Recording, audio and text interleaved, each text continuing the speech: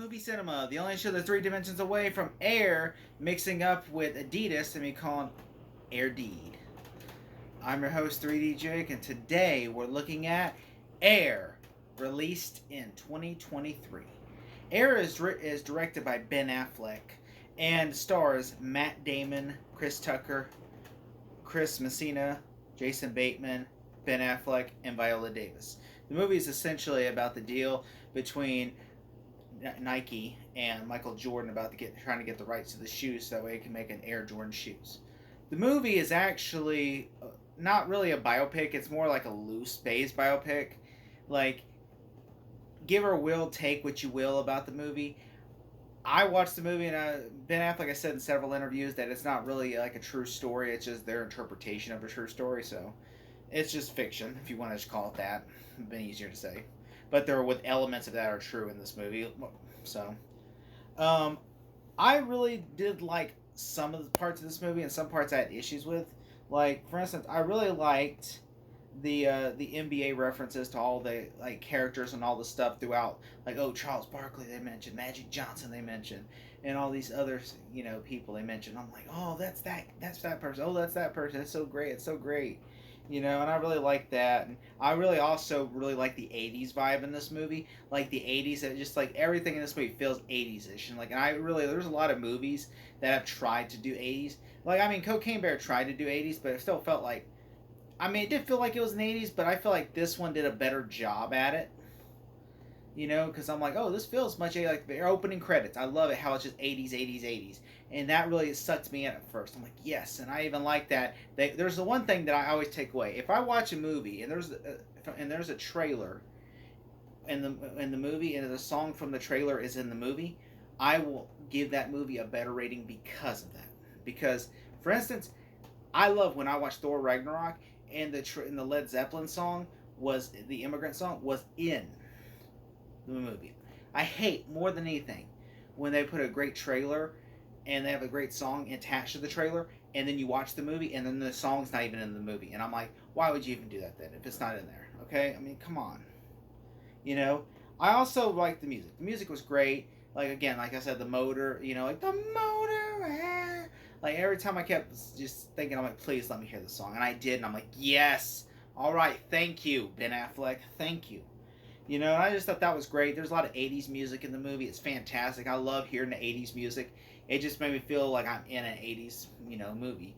And I really like that, and I like a lot of things about it. The whole boardroom scene was really great.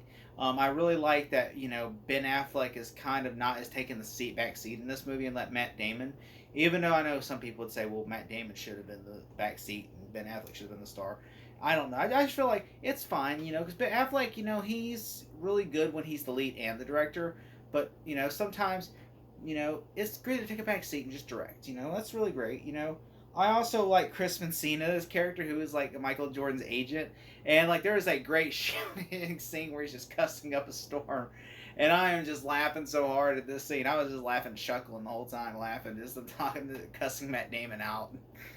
I'm not chewing his nuts and everything. That to me was just, that was great. I'm like, that to me is like, yes, please. I was like, more of that. That is hilarious. I'm like, just like, and this movie is rated R. There's lots of F-bombs everywhere, just everywhere.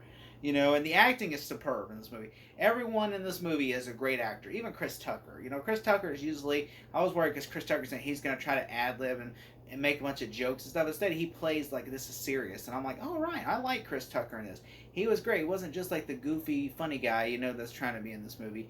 He wasn't trying to be the annoying guy in the movie. And I really like that. I really appreciate that everybody brought their A game to this movie. They didn't have to, but they did. They did. And I really appreciate that. And also, there's one scene that just had me. The scene that had me in this movie was the pitch scene with Michael Jordan, where they're basically sitting there. Matt Damon is pitching to the mom what Michael Jordan is going to be to them, to Nike.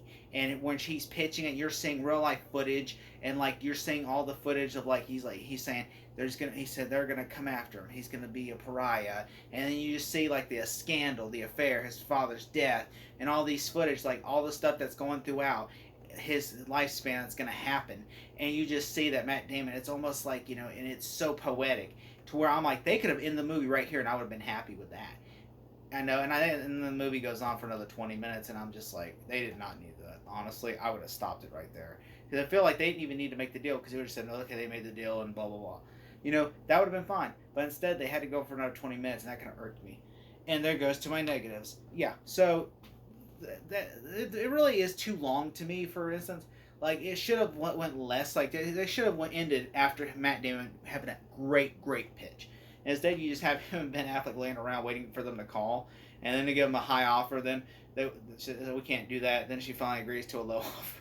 And it's just like, we did not need that. We did not need that.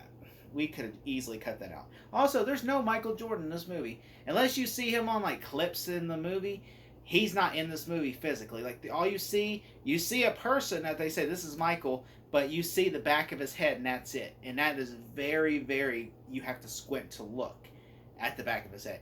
Because, really, you know, Michael Jordan is not in this movie. It's mostly Viola Davis is, you know, basically the voice for Michael. Like, because Ben Affleck has said in interviews, Michael Jordan is not in this movie because you know what he looks like. We all know what he looks like. If you cast an actor as Michael Jordan, everybody's going to be like, that's not him. And obviously, Michael Jordan is older than Viola Davis, and so he's, you know, so you can't have him play like a 25-year-old boy. And so, you know, in CGI, it would just be too expensive. So they just said, let's just do a body double, and, you know, which is fine. And the movie feels like it was shot in Georgia. Like, to me, I'm watching this movie and I'm like, this is shot in Georgia. That's the road from Pet Sematary 2. This over here is in Georgia. Oh, that actor was in Captain Marvel, who's also in Georgia, and Live by Night was shot in Georgia. Everybody, I'm like, okay, this is the guy who made the Nikes. He's from Georgia because he's in Georgia. I mean, like, everything in this movie, I'm like, this is shot in Georgia, and it was shot in Georgia. And I'm like, you could tell. And I don't think the movie's supposed to be from Georgia. I think the movie's supposed to be shot somewhere else, but it feels like you could tell this is Georgia.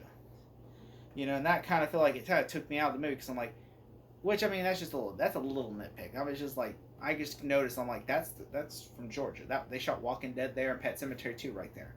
And I'm just like, you know, and some parts are kind of boring. Like, when they're sitting there talking, like, some parts where Jason Bateman's taking a shit, that's actually funny. I'm laughing, and then, like, and they're talking through the stall, that's funny. But then there's some parts where they're just talking, and it's just talking, and more, you know, and that, to me, I was just like, we did not need this part or this part, but we needed that, but we did not need this or this. And I wish I would have cut that out some and just made it this. I feel like, okay, we already explained this, so why do we need to explain this to this person when, you know, you already got the point across here? Why do you need to go explain it to this person? Because are you afraid, Ben Affleck, that somebody went to the bathroom and didn't hear that, so they need to hear it again?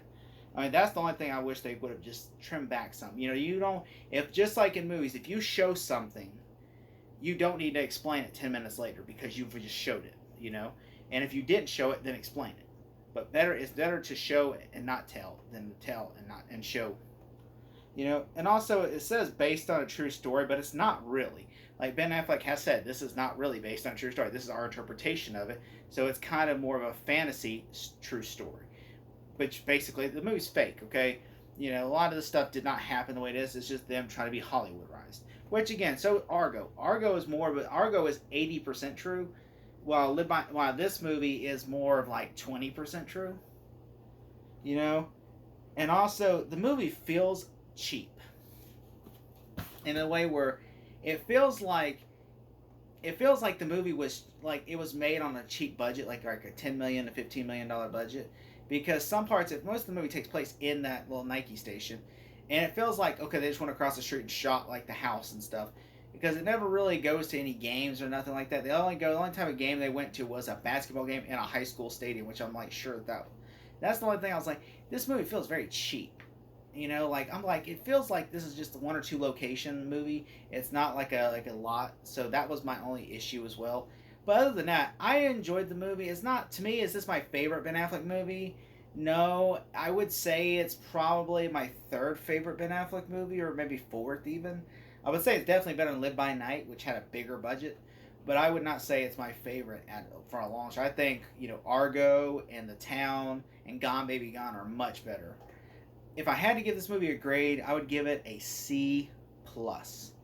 Thank you so much.